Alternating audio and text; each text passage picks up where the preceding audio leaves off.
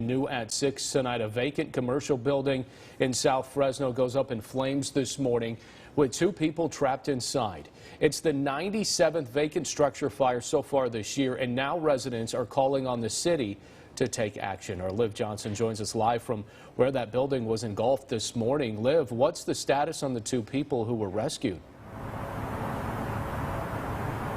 Well, Alexander, thankfully those 2 people were rescued and uninjured. Now you can see behind me, crews were able to come and demolish the building this afternoon. It was an office building, but the neighbors here tell me it's been vacant for more than a year. Now the people who work in this building behind me say they've been calling code enforcement about that vacant building for a year and a half, and those calls have gone unanswered.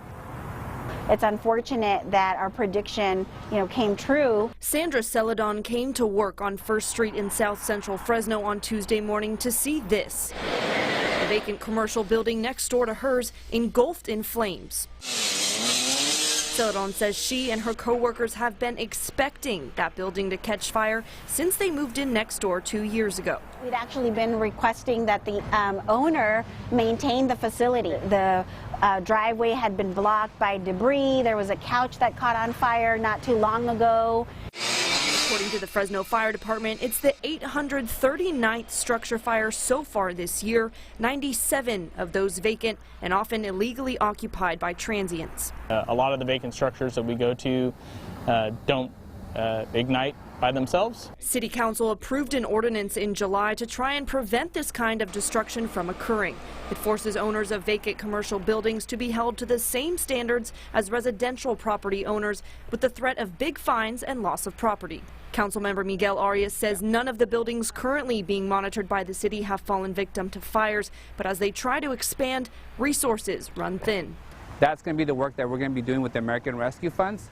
The residents of Fresno should anticipate that the Code Enforcement Department will continue to expand to focus on things like vacant commercial buildings.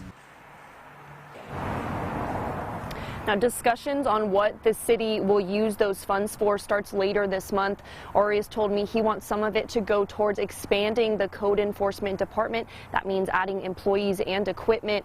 And the fire department wants me to remind people that if you see suspicious activity around a vacant building, to call law enforcement and report it. Live in Fresno, I'm Liv Johnson, KC24, local news that matters.